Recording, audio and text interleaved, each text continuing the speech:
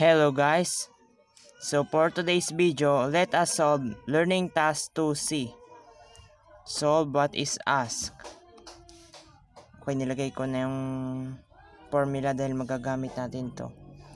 Insert for arithmetic means between -1 and 14.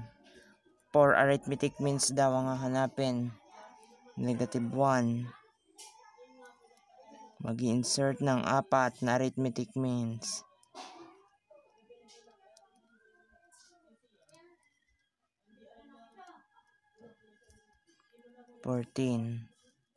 Paano natin mahanap yung arithmetic means?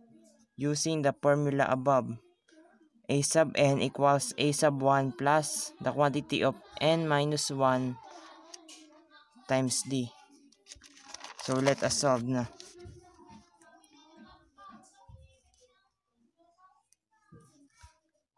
A sub n equals a sub 1 plus the quantity of n minus 1 times d. Anong value ng a sub n? Yung last term is 14. 14 equals, anong value ng una? Yung a sub 1, -1. Plus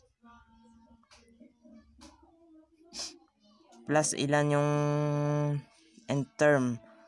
1, 2, 3, 4, 5, 6. So 6, bali 6. Edi 6 term. Ika 6 term rin. 6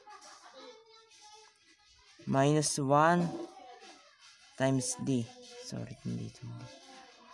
14 equals -1 plus 16 minus 1, 5 d.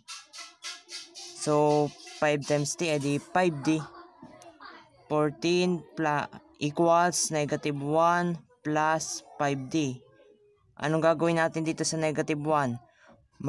Itatransport natin sa kabila, mag-change na sign, magiging positive 1.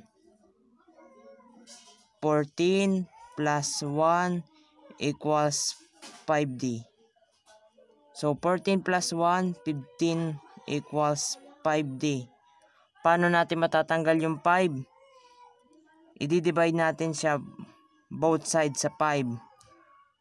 15 divide 5, 3. So the common difference is 3. Ngayon, para mahanap natin yung 4 arithmetic means, i-add lang natin siya sa 3. Mag-add lang tayo ng 3. -1 plus 3, 2. 2 plus 3, 5. 5 plus 3, 8. And 8 plus 3 is 11. So, ito na yung 3 at 4 arithmetic means pala. Number 2.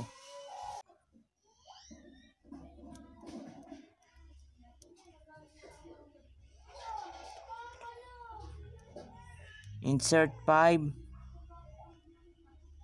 arithmetic means between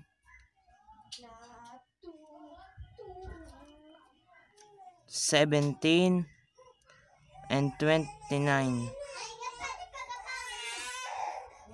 For arithmetic means 17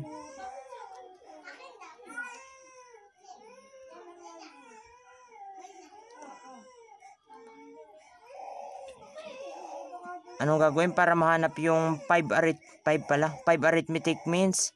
Using the formula uli. A sub n equals a sub 1 plus n minus 1 times d.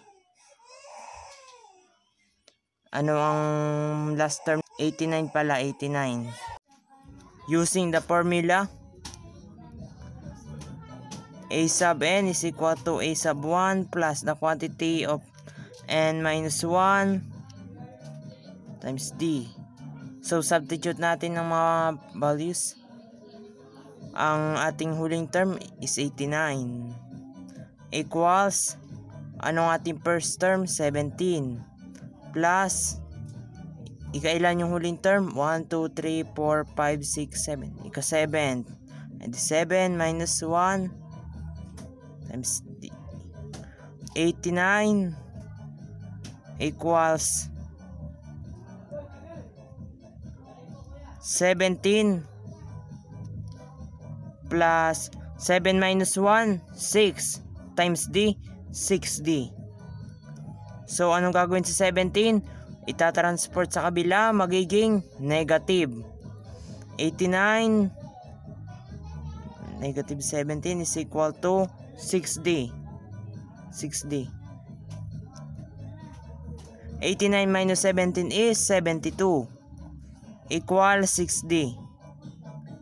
Divide both sides by 6. So, 12. D is equal to 12. Ay, sorry. D is equal to 12. Yun ang ating difference. So, pagpa-plus lang natin para makuha yung 5 arithmetic means. 17 plus 12, 29. 29 plus 12, 41. Aux input model.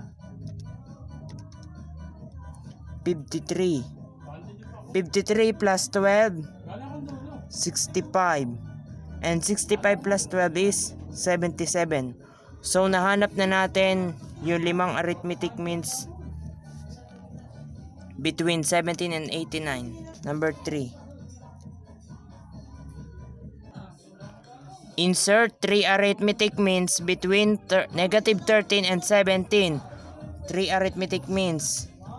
Bago negative 13 blank 2 3 and 7. Paano mahanap ang yung 3 arithmetic means? Using the formula ulit. A sub n is equal to a sub 1 plus the quantity of n minus 1 times d.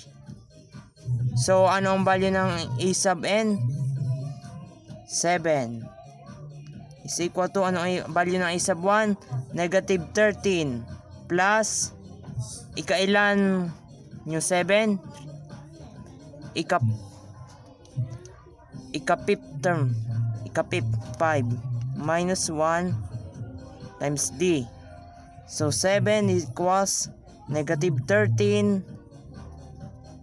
Negative 13 plus 5 minus 1, 4 times d, 4d.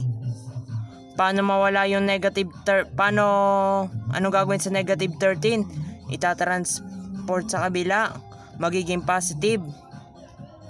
7 plus 13 is equal to 4d. So simplify, 7 plus 13, 20 is equal to 4d. Paano nga mawala yung 4? Divide 4 by both sides. 20 divide 4 is 5. So the value of the difference is 5. Now, let us find the 3 arithmetic terms. Negative 13 plus 5, negative 8. Negative 8 plus 5, negative 3. And negative 3 plus 5 is 2. Thanks for watching. Sana may natutunan kayo. Please like, share, and subscribe.